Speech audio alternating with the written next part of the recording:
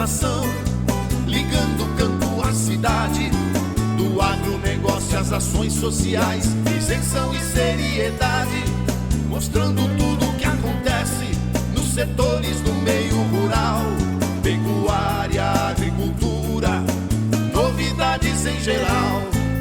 De manhã bem cedinho, essa é a sua companhia, Grande FM Rural. Comece bem no seu dia, de manhã bem cedinho, essa é a sua companhia, Grande FM Rural. Comece bem o seu dia. Apresentação: Cícero Faria. Bom dia, produtores rurais, bom dia, ouvintes da 92.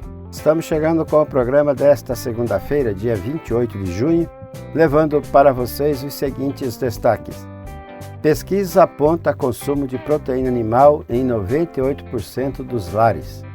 Rodovia entre Anel Viário e Panambi começa a ser asfaltada. Incêndios no Pantanal reduziram 87% entre janeiro e junho. Nova Ferroeste ligando Mato Grosso do Sul ao Paraná vai exigir 25 bilhões de investimentos. E a estrutura de indústria chinesa de milho está arrendada desde o ano passado em Maracaju.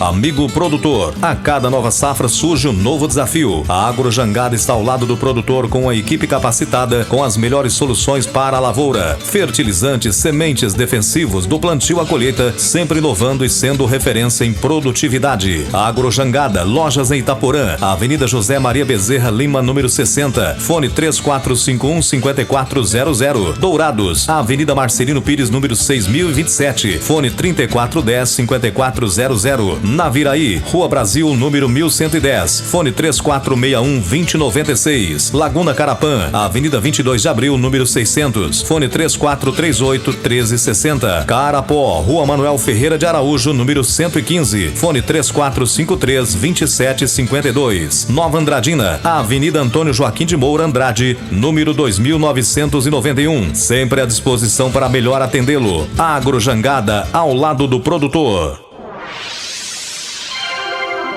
O que a meteorologia nos reserva hoje? Confira! Esta segunda-feira terá tempo nublado em Dourados e região e pode garoar agora de manhã e à noite. Hoje à tarde o sol aparece. E a partir desta segunda-feira há previsão de frente fria para o estado e as temperaturas devem despencar em todo o Mato Grosso do Sul, com mínima prevista de 2 graus aqui na região sul. O Laticínios Cambi está sempre inovando para atender aos seus consumidores. E agora, além de produzir o leite de qualidade, também está oferecendo toda a delícia do queijo tipo Frescal. Novidade em sua mesa, ao lado da bebida láctea, manteiga, requeijão e outras delícias com a marca Cambi. Na hora de suas compras, peça produtos Cambi. Leite que é leite Cambi. Laticínios Cambi. Telefone 3424-1213. Ouça agora as cotações agropecuárias. O mercado do agronegócio fechou na sexta-feira com esses preços. No friboi de Ponta Porã, arroba do boi gordo a R$ 305,00 com 30 dias. O frigorífico Brasil Global de Guia Lopes da Laguna também pagou R$ 305 à vista.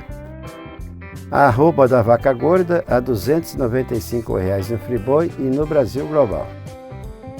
Em Dourados não disponível, saca de milho a R$ 74,00 e a de soja a R$ 134,00, informou o site AgroLink. Saca de açúcar a R$ 117,00, arroz a R$ 69,00 e a saca do café arábica a R$ 823,00.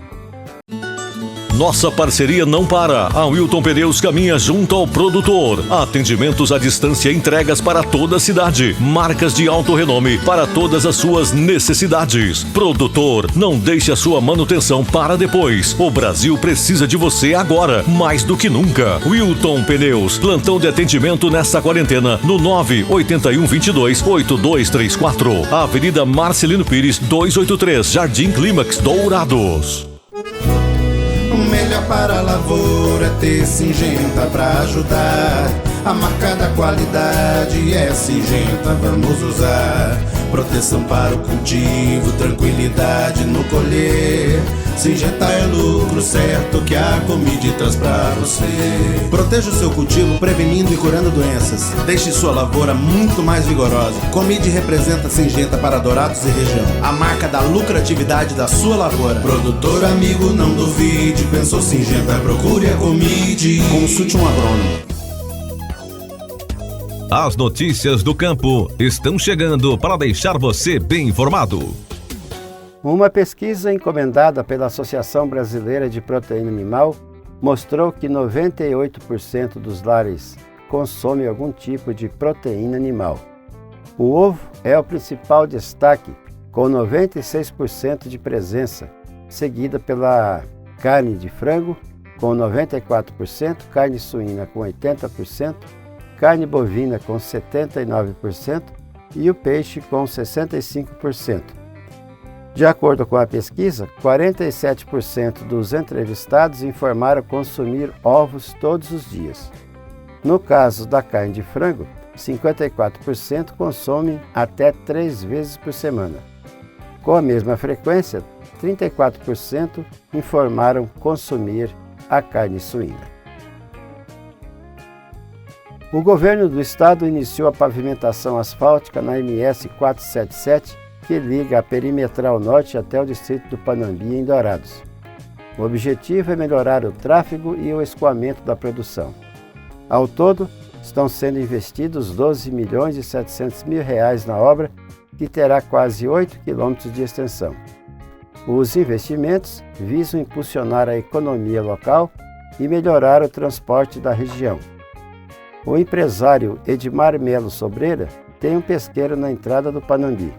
Segundo ele, em tempos de chuva, o lamaçal dificulta o acesso. A gente fazia um desvio pela BR-163 para utilizar o asfalto, mas esse trajeto era 10 quilômetros a mais que tínhamos que percorrer. Agora, o acesso será muito mais rápido. Eu, que moro aqui há 10 anos, estou muito agradecido pelo governador ter olhado para nós. Essa era uma obra muito aguardada, publicou o site Dourados Informa. Conforme o Instituto Nacional de Pesquisas Espaciais, o INPE, o número de focos de calor registrados em Mato Grosso do Sul entre os meses de janeiro até 15 de junho de 2021, no Pantanal, foi 87,2% menor em relação ao mesmo período do ano passado. Em todo o estado, a redução foi de 66,7%. De acordo com o relatório apresentado pelo Corpo de Bombeiros, foram registrados 785 focos de queimadas em Mato Grosso do Sul, de janeiro a 15 de junho. A maioria deles no Cerrado, 60%, e 217 no Pantanal. A previsão meteorológica para o segundo semestre desse ano, apresentada pelo Centro Estadual de Monitoramento do Tempo e do Clima, mostra que o volume de chuvas em Mato Grosso do Sul nos meses de julho, agosto e setembro será de 40% a 50% abaixo do que é esperado para esse período. No ano passado, o clima seco teve influência no registro recorde de queimadas no Pantanal, enquanto a Amazônia sofreu a pior onda de incêndios desde 2017, de acordo com o INPE. A nova Ferroeste, que deve ligar Maracaju ao porto de Paranaguá, no Paraná, terá 1.285 quilômetros. Vai exigir investimentos de 25 bilhões de reais e 9 anos para ficar pronta após o início das obras, segundo o coordenador do Plano Ferroviário do Paraná, Luiz Henrique Fagundes. Atualmente, o projeto, que tem a parceria do Paraná e do governo federal, está em fase de elaboração dos estudos de viabilidade técnica, econômica, ambiental e jurídica. Na semana passada, uma equipe do Ministério da Infraestrutura e representantes do Plano Estadual Ferroviário do Paraná sobrevoaram os trechos de passagem da nova estrada de ferro. O grupo conheceu a Ferroeste, que já liga o trecho de Cascavel a Guarapuava, onde se une a malha ferroviária da Rumo Logística, com destino ao porto de Paranaguá. E o grupo se reuniu ainda com dirigentes de cooperativas que transportam cargas por essa rodovia. Copavel, Lar, Cevale e Frimeza enviam ao Porto de Paranaguá 3 milhões de toneladas de produtos todos os anos pela Ferroeste. O governador Reinaldo Azambuja e o secretário estadual de Infraestrutura, Eduardo Riedel, firmaram acordo de 100 milhões de reais com representantes do Banco do Brasil para investimentos na pavimentação de rodovias no estado. Os recursos do crédito conseguido serão aplicados em cerca de 60 quilômetros em duas frentes, a primeira iniciando por Ribas do Rio Pardo e outra por Camapuã. Os dois municípios representam importantes vias de escoamento de grãos. O crédito tem liberação imediata. A estrutura que deveria abrigar a mega indústria de processamento de milho em Maracaju está alugada desde o ano passado. Conforme apurou o jornal Correio do Estado, uma cooperativa ocupa a estrutura que abrigaria a empresa chinesa. Trabalhadores do município confirmam que desde o ano passado, os armazéns e o barracão da bilionária chinesa foram locados para a Lar Cooperativa Agroindustrial. O negócio da China é aguardado aqui no estado desde 2015, quando o acordo para a construção do projeto foi firmado. O grupo chinês BBCA Group anunciou investimentos de 1 bilhão 121 milhões de dólares, hoje mais de 6 bilhões de reais, e a geração de até 1.000 empregos diretos e indiretos em Maracaju. A empresa recebeu incentivos fiscais do governo do estado, assim como a doação realizada pela Prefeitura de Maracaju de uma área avaliada em 3 milhões de reais. A indústria planejava processar 200 mil toneladas de milho por ano somente na produção de amido e farelo desse cereal. Ainda havia a promessa de produzir ácido polilático, material utilizado em produtos biodegradáveis como copos. Apesar do sumiço dos chineses, a Prefeitura de Maracaju informou por meio de nota que segue em contato com o grupo. No início desse ano, foi feita uma reunião online com os dirigentes da BBCA. Por conta da pandemia do coronavírus, ficou acertado que assim que a vacinação contra a doença avançasse, tanto no Brasil quanto na China, eles retornariam a retomar o projeto, informou a Prefeitura de Maracaju. O novo ministro do Meio Ambiente, Joaquim Álvaro Pereira Leite, goiano de 46 anos, ou Juca para os mais próximos, é velho conhecido do agronegócio, assim como seu antecessor.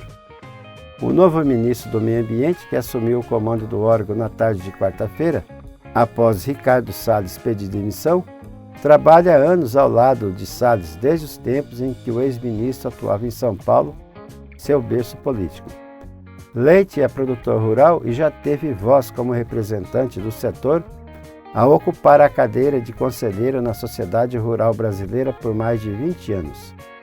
Nos últimos anos, o Juca atuava em Brasília e foi o responsável por construir ou coordenar algumas políticas públicas do Ministério do Meio Ambiente. Entre as mais recentes, o programa Floresta Mais, lançado em julho do ano passado e que prometeu repasses de 500 milhões de reais do governo federal como incentivo à atividade de conservação da mata nativa na Amazônia Legal.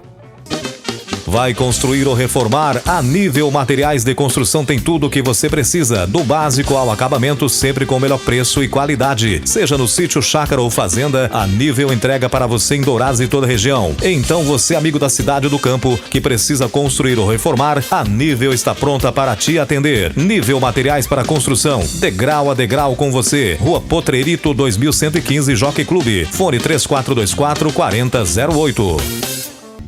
O nosso convidado na sala de visita traz para você boas informações. CCJ retoma nesta segunda-feira a votação da proposta sobre demarcação de terras indígenas.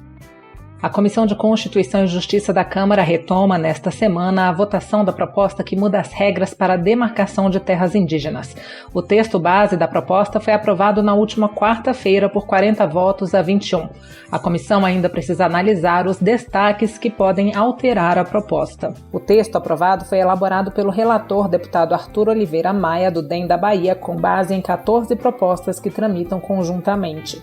O projeto principal submete a demarcação de terras indígenas ao Congresso Nacional.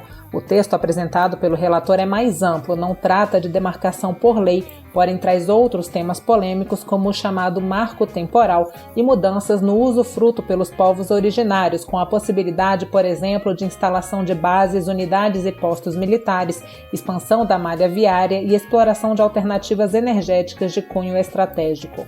O texto busca consolidar em lei a tese do marco temporal. A proposta garante como terras tradicionalmente ocupadas pelos indígenas brasileiros apenas aquelas que, na promulgação da Constituição de 1988, eram simultaneamente por eles habitadas em caráter permanente, utilizadas para suas atividades produtivas, imprescindíveis à preservação dos recursos ambientais necessários ao seu bem-estar e necessárias à sua reprodução física e cultural segundo seus usos, costumes e tradições. A comprovação desses requisitos deverá ser devidamente fundamentada e baseada em critérios objetivos. A ausência da comunidade indígena na área pretendida em 5 de outubro de 1988 impede o direito à terra, salvo em caso de conflito possessório devidamente comprovado.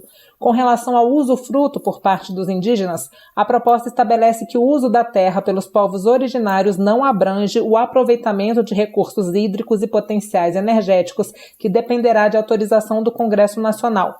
A pesquisa e lavra das riquezas minerais, que também dependerão de autorização do Congresso. A garimpagem nem a faiscação, devendo, se for o caso, ser obtida a permissão da lavra garimpeira e as áreas cuja ocupação atenda a relevante interesse público do governo. Ainda segundo o texto, o usufruto dos índios não se sobrepõe ao interesse da política de defesa e soberania nacional.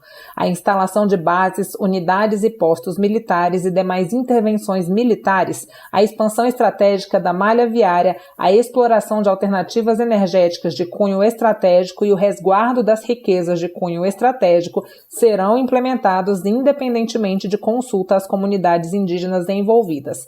Também fica assegurada a atuação das Forças Armadas e da Polícia Federal em área indígena sem necessidade de consulta às comunidades envolvidas. A proposta também regula o ingresso de não indígenas em áreas indígenas e faculta o exercício de atividades econômicas em terras indígenas, desde que pela própria comunidade, porém admitida a cooperação e contratação de terceiros não indígenas. O texto também modifica a lei que trata do plantio de organismos geneticamente modificados para retirar a vedação a esse plantio em terras indígenas. Segundo o deputado Túlio Gadelha, do PDT de Pernambuco, o projeto tem estimulado a violência, mesmo ainda tendo um longo caminho pela frente na análise do tema. A proposta, quando concluída na CCJ, precisará passar pelo plenário da Câmara e pelo Senado. Isso é muito grave porque isso afeta diretamente não só esses povos, não só quando a lei for aprovada e se for aprovada, mas estimula hoje a violência nesses territórios. Alguns caciques que têm denunciado que em seus territórios já acontecem casos de agressões a esses povos.